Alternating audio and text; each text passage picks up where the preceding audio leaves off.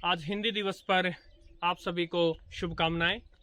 और हिंदी के अलावा क्योंकि मैं हरियाणा से हूँ तो हरियाणवी भाषा या कहिए बोली के विषय में भी दो बातें कहना चाहता हूँ।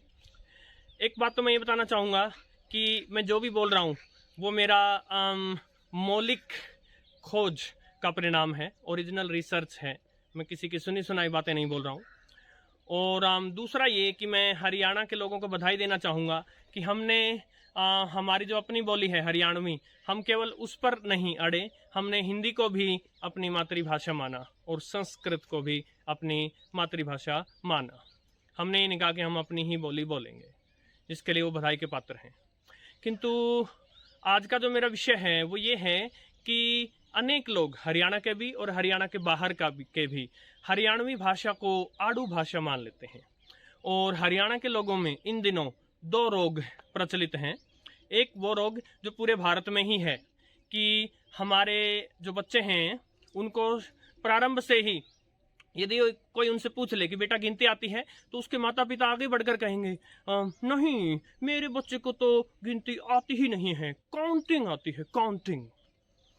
यानी आप अपनी भाषा का अपमान करना बच्चे को प्रारंभ से ही सिखा रहे हैं। बड़ी अच्छी बात है आपके बच्चे को काउंटिंग आती है, बड़ी अच्छी बात है आपके बच्चे को अंग्रेजी आती है, किंतु उस वजह से हिंदी बोलना क्या कोई पाप हो गया?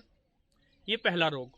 और दूसरा रोग जो अब हरियाणा के लोगों में इन दिनों मैं देख रहा हूँ, विशेषकर जो ज़्यादा पढ़ लिख गए हैं या थोड़ा सा जो अपने आप को कुछ थोड़ा सा ऊंचा मानने लगे हैं, वो ये है कि वो अपने बच्चों को हरियाणवी बोलने से बिल्कुल मना ही कर देते हैं।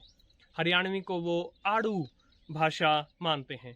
तो साथियों, मैं कुछ 2-3 उदाहरण प्रस्तुत कर रहा हूँ कि हरियाणवी आड़ू भाषा नहीं, अपितु इसका सीधा सीधा संस्कृत से भी संबंध है। कई मायनों में ये भाषा केवल हिंदी से नहीं अपितु संस्कृत से भी निकली है। पहला उदाहरण, हिंदी में बारिश हो जाए, जो गलियों में हो जाता है, उसे कीचड़ बोलते हैं, लेकिन हरियाणवी में बोलते हैं कादा।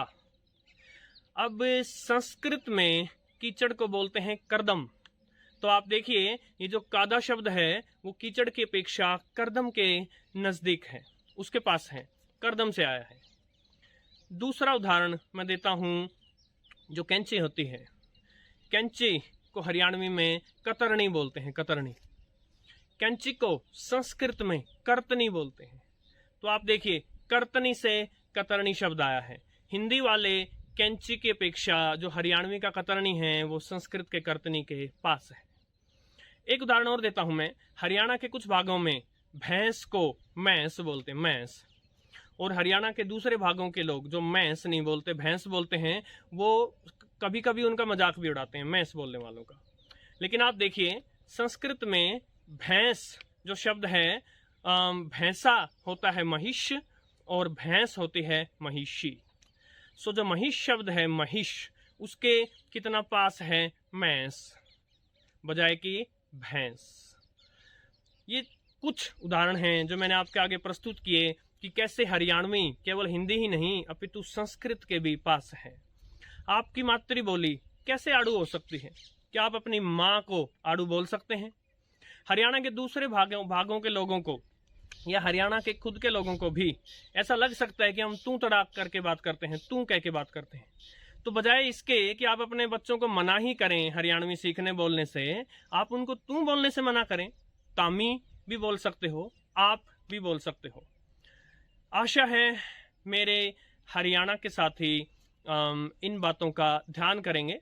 अपने बच्चों को हमारी मातृबोली हरियाणवी भी सीखने दें, अपने बच्चों को हमारी मातृभाषा हिंदी भी सीखने दें, और आज के युग में अंतर्राष्ट्रीय भाषा के रूप में अंग्रेजी भी सिखाएं।